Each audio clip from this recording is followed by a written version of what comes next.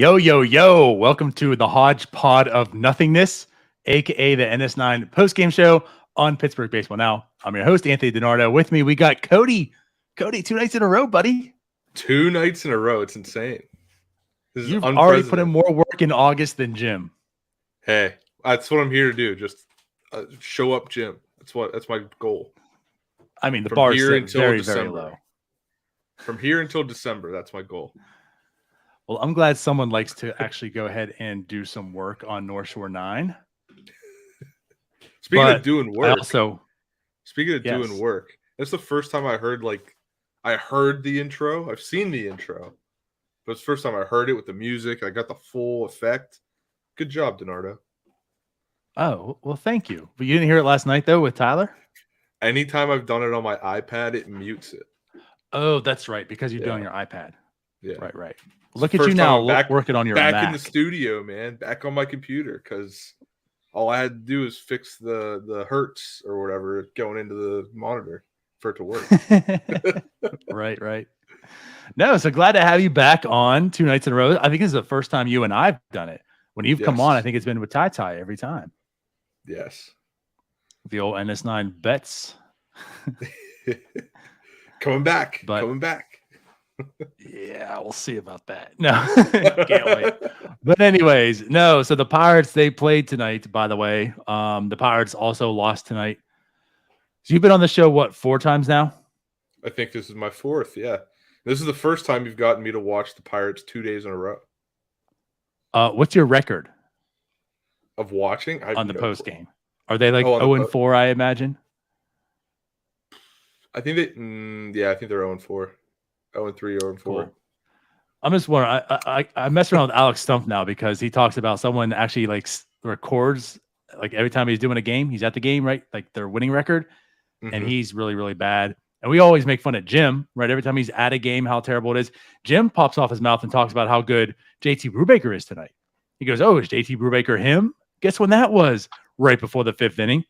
Yeah. So we got the Rosati curse. I was wondering if there's also maybe a Cody curse, or hey, maybe just the Pirates are bad. And why are you putting the blame on us? Right. Good call. But let's talk about the game. So, I'll put it this way: the Braves are coming into PNC Park. The Braves look really, really good. They get stronger. It seems like as the year goes on. This year's no lie, same thing. Very, very good offense. They got some rookies that come up. Imagine this, Cody. They got some rookies that come up and they produce enough to get $72 million. That's unheard of. So, this is a really good team. And I know they lost last night, right? The Pirates. But it really wasn't a bad game. Ronzi pitched a hell of a game against that lineup. And today, listen, let's call it for what it is. That 5th inning was bad by JT Brubaker. Maybe baseball should do this, right? Maybe baseball should allow a rule where you have to eliminate 1 inning. And if we eliminated the 5th inning today, we can talk about JT Brubaker's fantastic start. Is that fair? That's fair, but you're gonna have to talk to the commissioner about that. And he might take it. He's not too fond of baseball himself, so he might want to get rid of innings. You talk about eliminating innings, yeah, let's do that. Yeah. But it's hey, Max Fried eliminates Chavis' home runs. It's good for him. JT Brubaker eliminates his 5 earned runs in that 5th inning. But that's what I want to get at. JT Brubaker had a very, very strong outing his last time out, which I didn't get to do a post game on. I think Jim did or whatever. So they go talk about that. And then today, mind you, up to the 5th inning, he was looking phenomenal again. Max Fried is not even just one of the best lefties in baseball. He's one of the better pitchers in baseball. And he showed it today, of course. Why? No, of course it's the Pirates lineup. But I mean, he's shown time and time why he's one of the better pitchers. And JT Brubaker was matching him. I mean, actually, the Pirates had the lead up until the 5th inning. He was looking very, very good against a very good contrasting lineups, right? Very good Braves lineup, a very bad Pirates lineup, and JT Brubaker had the better half, and that's what he was doing against them. So, I mean, he looked really good to start off this game. Yeah, I mean, I think who we really should blame for this curse is Greg Brown, because as soon as Steve Blass came in the booth, he goes, "Wow, it's great to have Steve Blass in here for a pitcher's duel," and then look what happened. So everybody's the curse, right? Yeah. I think Greg Brown's the curse, but I don't know how much Greg Brown slander we like on here, but it's building in my soul. I'll take that. I know Jim's happy it's not him, and literally everyone else who gets blamed for it's not them. Again, maybe just the Pirates stink, and that's why they lose. But regardless, yeah. So I guess Steve Blass and Greg Brown, we could blame them also. But it was a very good matchup at that point. And then the 5th inning came along, and he was just getting wrecked.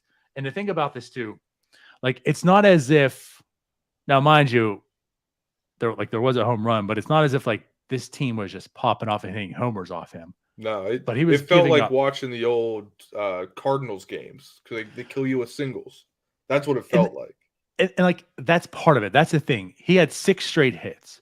But what I do want to say is, like, they weren't just bloops. Like, it wasn't like he was just getting babied to death. He was getting hit hard. I mean, they end up all like being singles, like you're getting to. But in the 5th inning alone, 1, 2, 3, 4, 5 of those 6 hits were 100 miles an hour or higher. I mean, they were not just connecting, but hitting him very, very hard. So it was a very bad inning for him. Yeah, and it wasn't just like bad luck. It reminds you of the old pitch to contact days that people used to say about Garrett Cole. It's like, oh, he's got a pitch to contact. It's like, maybe he should try to avoid the bat. Yeah. So going on to JT Brubaker, I mean, actually, that is what he was doing for most of the game up until the 5th inning. Doing great, and he was getting some calls. I mean, both sides were getting the same calls. I'd say the umping was behind the plate was consistent. There were those balls off to the side that were getting called strikes. Should have been balls, but he got a couple of those, and he got strikeouts with them. So he was dialed in. He knew what the umpire was going to call. And I hate that guy just spelled my last name with a C. That's ridiculous. What are we doing here? Don't hit on Bucket Mike. It's a treasure. Freaking Mike. He's always coming after me. I hate it. Anyway. But anyways, as you were saying. Yeah, no, I mean, he was in the zone. But like you said, just one inning. One inning is all it takes to change a start from great to bad. Unfortunately, and that's really what it did. And like, that's the unfortunate. That's why I want to, like, if you look at the box score, and that's what I feel like with the post game, I really want to talk about and dive into that aspect of it. Like, if you look at the box score, you say JT Brubaker, 6-point innings pitched, 6 earned runs, 9 hits. Like, here's JT Brubaker, the guy that fell apart at the end of the season last year. Like, you can't trust him. And like, the thing is, my biggest takeaway from this game is the fact that it's August 23rd and how effective he has pitched in back-to-back games. Like, if you just look at today's box score, it tells you the opposite. But honestly, like, the guy that I saw for most of this game, as I tweeted out, there's a lot of question marks with him coming into this year. For one, is he even a starting pitcher? And for two, which is part of the first question, how can he hold up? You know, as much as I think Tyler and Jim all kind of felt, you know, he might not be the best pitcher in the world, obviously, but I feel like a lot of his disaster last year was the fact that was the most he's pitched like his whole career. I mean, all the injuries he had probably just fell apart. So I was kind of, to a degree, want to say excited about. I was excited to see like what he could do this year now with like a full bill of health, the innings under him. And so like, that's where I'm coming from. Like, my biggest takeaway is it is August 23rd. And yes, the box score doesn't show it in that sense, but he still looks like a starting pitcher and a quality one. Yeah, no, like it's a case of you got to watch the player instead of his, you know, like you said, the box score. Watching that game, I was like, damn, he's looking good. And like, it's literally just, you can't look at it just on paper. You see what the guy has, and I really think that he, from what you're saying and from what I've seen this season, he has what it takes to be a serviceable starter in the rotation for years to come. He's going to have a bad game every once in a while. He's going to get unlucky, but he's got the tools. Right. That's a great observation. He's not like a frontline starter. Exactly. He's not going to be a number 1, number 2, probably number 3, but like that's where we're getting at it. But he is a starter. He's not the perfect pitcher. He's not a great pitcher, but there's many questions on, is he even a starting pitcher? And I think like right now I can put a big giant check.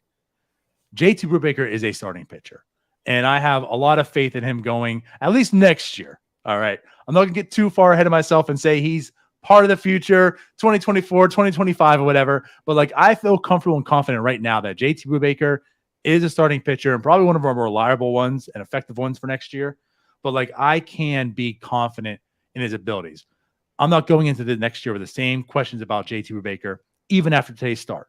So, and again, he's every start now going forward extends his season long. So as mentioned, he pitched 6.2 today. He's now at 127 innings pitched for the season, which is up from his last year of 124.1. So he has broken his season-long innings. So again, like all those questions being answered. And the fact that, like I said, my biggest takeaway was it's August 23rd. And for those 4.2 innings, or 5.2 innings, I guess you could say, he looked like a very good, competent pitcher. And you got to remember, he's playing a team that is competing right now. They're trying to catch up to the Mets. They're trying to make sure they get into the playoffs. They weren't going to take it easy tonight. They didn't care who they were playing. Whoever they're saying, every win is a win closer to a pennant race. So it's what it is. What it is. Brubaker is better than okay. He is good. Not great, not phenomenal, good.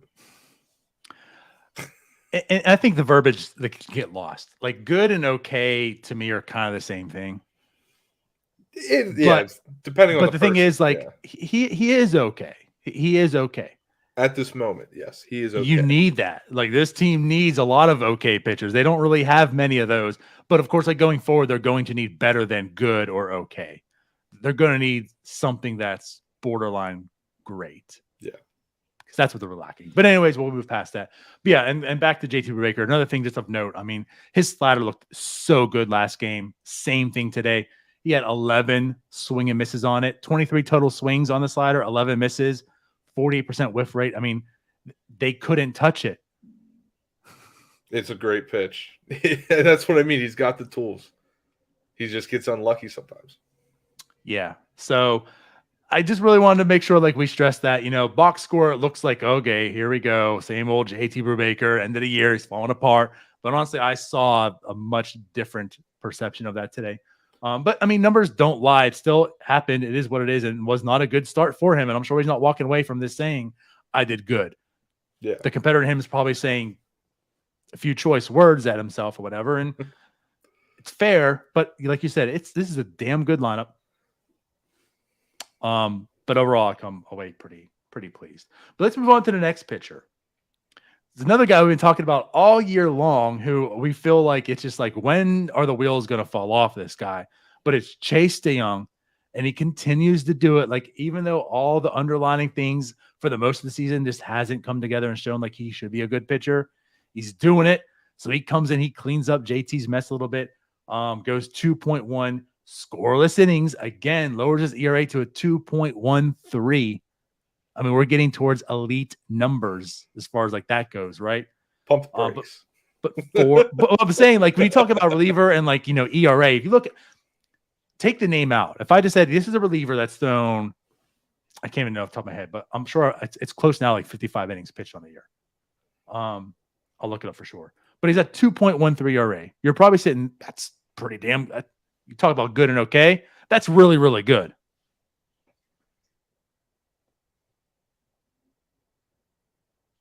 You can fill in for me if you'd like. I don't know these guys. The only people out of the pen that I know are Bednar and Will Crow. So I was just looking up to find out. So it's 50.2 innings pitched on the year so far. So like it's a decent sample size. Yeah, I mean, he's come in quite a bit. But here's the thing: is 28 games. They don't do an All-Star game at the end of the year. Like he's putting up these good numbers, right? It's not going to matter in the end of September, beginning of October, because you're not in the playoffs. It'll matter when Pujols has 699. That's what I'm looking for. That's what'll matter. No, I need what? I need 698 because what? A-Rod's at 697. For your bet, you'll win it. You'll win it 698. I think, like you said. Yeah, but Pujols stays. I was watching, so I was out. Doesn't win it at PNC Park, and then everyone else wins. I was out today. It was a Tuesday fun day for one of my girlfriend's friends' birthday. You mean your fiance? Don't you get on this train? But no, we were out and we were at a bar and they had the Cubs Cardinals game on, and I think it was Pujols' first at bat, and he got struck out on a ball on the paint of the other batter's box, and I was like, "You got to be kidding me!" And then I go to Twitter and everybody's up in arms. They're like, "Come on up, we got history riding on this thing. What are you doing?" And I'm just like, I'm glad I'm not the only one freaking out about like every at bat that he has right now. All you degens. But I'm with you. I wouldn't mind him seeing 700 for other reasons. But anyways, yeah. So like back to Chase DeYoung, it's just he doesn't strike out a ton, but that's like the thing that's kind of changing too. Like he's striking a lot more these days. I mean, the 2.1 innings pitched he had today, 4 strikeouts. The K rate is actually climbing a bit. I mean, he's been pedestrian, but has good numbers, but he's actually looking better these days too in what he's doing. So like, I don't know how much I want to fall in love and believe in this, but it's been a long enough time frame where he's doing it and it's working. And I got to give him the props and the kudos at this point. Well, I mean, I have already, but it's like he continues to do this. And again, like his ERA is at a 2.13, another really, really good outing from him. So Chase DeYoung, I mean, great job, I guess. Good going, buddy. Good job at being decent on a mediocre team. Oh, what we clamor for. All right. Do we want to get to the offense? I mean, good job, Chavis. You did something. You did something. And I swear, I was watching this one at bat by Hayes. I want to say it was his second at bat, where the first pitch he let go. It was a beautiful hanging curveball, right where he could have popped it out and got at least a single with it. And he lets it go for a strike. Next pitch, same curveball, but it's like 6 inches below where the other one was, and it's not even in the strike zone. He's putting everything into it, and he misses. I'm like, I understand pitch selection. You want to make sure you're not swinging at everything. But you got to read that first one and say, that one's hanging a bit, and it's in the zone. I should swing. And not be like, well, now I have 2 strikes on me. I got to swing at everything. That was just frustrating. Welcome to the Andy Haynes Pirates. It's so frustrating. Yeah. Offensively, this game was certainly frustrating. That's probably an accurate stat, by the way. Buckle Mike says your betting record last 30 bets 7 for 23. Yes. Again, Max Fried, one of the better pitchers in baseball. This lineup is one of the worst lineups in baseball. Yeah. And it fluctuates every night of being the worst or, third worst. Tonight they decided we'll go with third worst, which was kind of pleasant, So Hayes comes back from the IL. There's no Padlo gets optioned back down to AAA, so he's gone. There's no Van Meter in the lineup. So it's like at least they're not putting the worst of the worst in here. Yeah. It's still the Pirates, though. I mean, the selection of players is still pretty piss poor, and that's why you still have their Greg Allen, Marcanos, and delays at the end of this order and such. But again, it's not the greatest lineup. It's a really, really good pitcher. So you would imagine that Brubaker had to pitch amazing for them to even sniff a win. And that's pretty much what the case was. Chavis, as you mentioned, congrats to Chavis. He does get Good the job, home run. Chavis. His first at bat against Max Fried, which Chavis versus lefties. Again, he's a god. So that happens, and then it was sayonara. The offense is gone. As a whole, the Pirates had 3 total hits. They had 1 walk. So that's 4 base runners they had all game and 9 strikeouts. Max Fried threw 8 innings, 95 pitches in those 8 innings. This game, and again, I'm not complaining because we're 20 minutes into this post game right now. There's always like a 10-minute delay up to, for us to start this. And it's not even 10 o'clock yet. Yeah. This that's game convenient. was cruising. So again, I'm not totally complaining, but Max Fried just went in and out, in and out. Lunch pail guy. Yeah. Went in, did his work, came out. Very efficient too. He does not like overtime. Oh. You get that job done. He's a company guy. Here. Wants the company to make money. He does his job, Doesn't want to take extra money. Right. So Max Fried looked really good, 12-4 in the year. The offense was in shambles. So outside of obviously Chavis' hit, Gamble had a little bloop down the foul line and past left field. And then Jason DeLay also had a bloop. That one went into right field, I believe. And that was your offense. Now, I mean, there were a couple of base runners at the end of the game. That seems with the Pirates, they love to do that. They do fight back. They claw back. They again end up scoring. But they provided a little small bit of hope that another run was coming. Yeah. Now what's like, I think about this sometimes because I'm not a big baseball guy. I peruse. What are you talking baseball. about? Look at all those baseball jerseys behind you. Yeah, look at those baseball jerseys. I got my Maz picture right there, man. Anyway, where's your Kendall poster? It's on the ground. It fell. I see it. I see it there. I see the ON. Yeah. But no, so it's like I always think I'm like, we're told we have such a good farm system, right? Everyone's so good down there. And you got to think that's because of the coaching, right? Why aren't we promoting from within? Why aren't we promoting the coaches from the minors up to the majors, along with the players that they've been coaching to the playoffs, to championships, so on and so forth? Instead, we get the bottom of the barrel managers and pitching coaches and batting coaches. Let's circle back around to Dave White's comment actually about 15 minutes ago. Okay. Not that this is totally just on us, but Braves have a better player development. We're talking about the rookies coming up and how they're producing, right? And that's part of the problem, Cody. What you're saying actually isn't totally true, and that's part of the problem. Okay. You hear about the farm, and the farm's been good because on paper and the drafts and stuff, but like the actual production hasn't really been there. Now, for some, of course it is, but not everyone's having a really good season this year. And hey, when when your catcher comes back from being injured because he gets hit by the pitches too often, and he comes back today as a DH, and his first at bat he gets hit by a pitch again. Like that's the 2022 Pirates for you. He stayed in the game. He's healthy. Okay, so fingers still crossed. Henry Davis is healthy, but like he can't stay on the field. Anyways, what I'm getting at is the production really hasn't been there for a lot of these guys. Now, that doesn't mean that you can't see some of them. I'm with you. I don't understand why Greg Allen is not even so much on the team, but getting starts every day. I mean, we got to talk about it every time he's up there, but now his batting average down to 179 of the year. His OPS is a 537. He's a terrible player, and he's about to be 30 years old next year. What are you doing? Like, what's the point of having him here?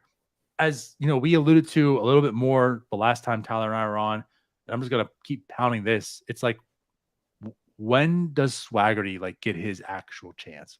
When I tweeted all those numbers out there the other day, basically talking about Allen's numbers and Van Meter's numbers and, Pavlov's numbers and such. And here's Swaggerty in AAA. It's not that they're sexy. It's a 109 weighted runs created plus. He's not killing it. But listen, the dude's 25 years old now. He's not a young buck either. He's 25 years old. He's holding his weight in AAA. He's not underperforming. It's just not that he's blowing it away up there or down there. But these guys aren't. When is he going to get his real chance? Cal Mitchell got his chance. He's doing phenomenal in AAA, but he got his chance and he struggled. Like, when do you bring up Swagger and say, here, get your at-bats? It's already August 23rd. Get some experience in the major leagues because you're going to be part of the future, whether it's a big part or a small part, probably. And it's basically like you're just asking Ben Cherington, when are you going to put all your eggs in one basket? When are you going to take a gamble on the players you have and see if they can play instead of signing the Van Meters and the I don't even know this other guy you guys keep talking about because he's so irrelevant. Like, when are you just going to take the guys that are in your farm system and say, hey, you're here. You're here for a reason. Play the game. Try to win. Right.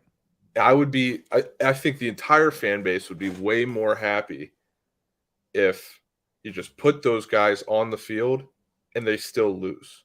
Because then at least your investment is on the field. So you kind of mean like, where the whole comment of the hodgepodge of nothingness came from when they were talking about the Royals and how, they might, because the Red Sox just came from playing the Royals. And Eckersley was like, hey, listen, we also saw a bad team, but like, at least they're out there playing guys that matter. This is part of your future. Like, those are guys there opposed this hodgepodge of nothingness because who's Josh Van Meter? Who's Kevin Padlo? Who's Greg Alec? Who are these guys? They're nobodies. They've been nobodies. And here they are with the Pirates because they're nobodies. Every other team has said, we want you gone. And they're not helping. They're not helping the future of the franchise. They're not helping the current, future, anything. They probably have taken away past wins as well. I think the Pirates lost 17 wins from 2019 just because of the other team. Like, they're helping nothing. They're taking away from the past even. But it's like, here's and people want to talk about, well, the Royals aren't producing. What, you guys are stupid. They're talking about. I'm like, okay, Bobby Witt Jr.'s hit another home run tonight. Like, yes, they are. They're getting MLB at bats. They're getting MLB playing time. They're learning how to play the game at the highest level. Few things. Yes. For the people who are saying they're not producing, you're wrong. They are. The other thing is they're getting real life experience in the majors. That's an important part. And again, I'm not talking about a 20-year-old in AAA who's an Uber prospect that I want up here too early. I'm talking about a guy who's 25 years old now. It's time to get him up here, get that experience. And here's the other thing too, which I've kind of said a little bit on Twitter and such also, and I understand this and I'm a believer in it. And it's not like I have a bit of a problem of all these rookies up here. And like, what I mean by that is you can't have a roster of 26 rookies. You can't. That's not wise. You need some veteran leadership. These guys, you need some guys that have been here. They know how to prepare. They can take you under the wings. They know how to win. You need something in a clubhouse. Otherwise, you have a clubhouse that's lost. Just a bunch of people that don't know what they're doing and trying to figure it out. Do it. They're just trying to figure it out for themselves. And it's like, that's why, I mean, it's very unrealistic, I think. But my whole, I was like, why don't we pick up McCutchen this past offseason? He doesn't have to be an everyday starter, even though he's capable and that's what he wants to do. He would be, though. Too. He would be. He would, considering this team, he would be. But he's literally someone who has literally been there with the Pirates. He's the perfect, player's coach in that aspect to be, and for people to be like, hey, we got a big game coming up. How do we handle this? He's been there. He's done it. He's hit the walk-offs. He's made the big plays. Who better to learn from than that guy who has been there also quite literally had the with struggles. the team before? Yeah, and he's had the struggles. You're right. Right. And now our veterans are Brian Reynolds, I guess Ke'Bryan Hayes. But that's the thing. I mean, Reynolds is a veteran, but he's pretty much had to do it on his own because, when he's really been here, there's been a hodgepodge of nothingness. He's had to be that guy that's learned it on his own. So it's getting back to my point about, a team full of rookies. Like, I understand, like, you want some veteran presence, but here's the problem with that. And here's why you have to just go back to just play the kids. Who the hell are the veterans? So you take out Gamble. Gamble, like, I'm fine with that. I think he deserves to keep playing. I want him on this team because he presents that. But, like, are you keeping Greg Allen here because he's that veteran presence? Like, just because he's old doesn't mean he can provide any of that. I mean, he's rode more buses than anyone else on this team. Like, what experience is he passing down to a Swaggerty, to a Castro, to whomever, Josh Van Meter, same thing. Like, these guys that you want DFA'd that are here, that aren't part of that. They're not the veterans. And that's what I keep getting to. Like, that's where Charrington missed. You failed to sign anyone that matters, that can provide that. So going back to the Royals, like, what have they done? Like, yes, they have these young prospects up to that are part of the future, and they might not be producing to your level, but by the way, they are producing. But the biggest thing is that not only are they getting MLB experience, but they're getting it behind a Sal Perez, who won a World Series for them, a Michael Taylor, who's been with the Nationals that they traded for, and Andrew Benintendi, who came from the Boston Red Sox. Right? You had Carlos Santana, who's one. Like, they brought in real, meaningful veteran leadership that these young guys are soaking in so much knowledge and information and just whatever from that Josh Van Meter ain't providing. So, like, if you're not going to supplement a roster with those type of players to give you true reason to hold down some of your prospects in the minors, get them up here and play them. That's why, like, Swaggerty, there's no excuse right now that Swaggerty isn't in the majors. He's had over 400 plate appearances in AAA. He's 25 years old. He was a top prospect. Not that, like, matters big picture, but, like, the pedigree's there. The shoulder injury is gone. Like, you don't hear anything from it anymore. Get him here and play. There's no reason to have Greg Allen go 0 for 3 today. Yeah, I agree. And, I mean, do you think that's why Charrington signed Clint Frazier last year? Because he thought that would be the veteran presence? Frazier? Clint Frazier. You mean Todd? Todd, whatever. I was like, that didn't happen. both irrelevant. But anyway, yeah. Yes. Todd Frazier actually fits that mold. The old guy that was really mean to people. Yes. I really did like the Frazier signing. I liked the idea of it. But when you then ask him to produce on a daily basis and he doesn't, you do what they did, and you had to cut him. Yeah. Yeah. Again, I liked it. He was terrible.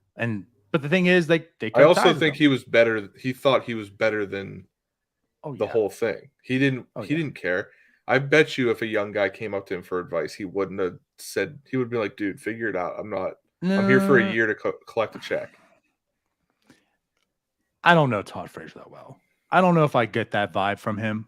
He seems like a likable guy within a clubhouse. Players, maybe not so much media, but players, he seems like he's probably a likable guy. Yeah. So, like, I'll give him that. But listen, like, let's be real. The Pirates were a last resort. It's not that he chose the Pirates. The Pirates chose him. Yeah. And again, it didn't work. But here's the thing, like, but they moved on. Like, why can't they move on this year? Right. You're right. Exactly. You moved on once, do it again. Or do you just see it as you're wasting money? Because, I mean, either way, you're wasting money. I don't know. I mean, these guys aren't getting paid. They're all on pre-arb contracts. It's going to cost them nothing to DFA them and get the next guy up here. But anyways, yeah, it's again, like, where I'm at. I mean, it's almost about to be September now. We're basically gearing up to the last month of baseball. Get these guys some freaking MLB experience. Get Swaggerty up here. I mean, you dicked around with him for that week that he was here. Yeah. Get him some real MLB at bats. I mean, it doesn't even help because every lineup has been a different lineup for almost every game. How does someone get comfortable if you're going to put them second in the lineup for a day or two and then you put them seventh in the lineup? How does someone get into a groove? Defensively too. I think credit to Alex Stump. I think he's the one who put it out here. But you're talking about offense and even defense. That's one of the things too. Like everyone has to play a different position. Like why can't you just have someone adequate out of position? And I think why the can't we Pirates are sign? Why can't we second. sign a true left fielder? Why can't we sign a true first baseman? Yeah, you only have 2 outfielders on the team. But anyways, I think the Pirates are second behind the Giants in like the most positions played. So, but anyways, I think we could wrap this up. Yeah. the game act again, like it was a really good game outside of one inning. You could pretty much call it was a pitcher's duel if you take out the 5th inning. Just sucks the 5th inning happened and it turns out being a 6-1 game and Brubaker has a terrible looking start. But he pitched pretty effective for most of it. Still intrigued, still want to see how he finishes out the season. But again, like as every start passes, it seems like that box just keeps getting checked and you're feeling more confident about him. The offense is still terrible. Don't see any change in that either. And again, like shout out to Chase Dale. He's performing. So with that said, Cody. Donardo. Any last words? Anything else you want to say before you dip out of here for your last show of the week? Our Monday, Tuesday guy. In 2 Tuesdays, we will hopefully have NS9 bets back, if I could talk. September 6th. Don't know a time yet, but it's coming. It's coming. I already got my bets, my preseason bets in. I think I talked about those last night. We're excited. And there's my betting record again. But it's more about the fun and the discussion than it is about us being right every time. There you go. Sure, you want to win the money, but it's all about the friends you make along the way. Money is just semantics. That just gets in the way of the fun. Exactly. Right. Well, there you go. So check it out. 2 Tuesdays from now, 2 weeks from now, NS9 Bets returns. I'm excited just because I low-key love when you guys fail and I get to make fun of you. Hey, that's not nice. Actually, in the group chat, very high-key. In public, kind of low-key. But there you go. All right. Well, then with that being said, Pirates do play tomorrow, as I always do. I did not look forward to see. So it's a 12:35 start, by the way. It's an afternoon game. But it is Mitch Keller Day, and they face Cal Wright, who's actually having a really good year again. Yeah. So Mitch Keller Day, still very intrigued by him. Basically, the 2 pitchers, JT Brubaker and Mitch Keller, that I'm sure. Oh, I guess Romansy. He's back.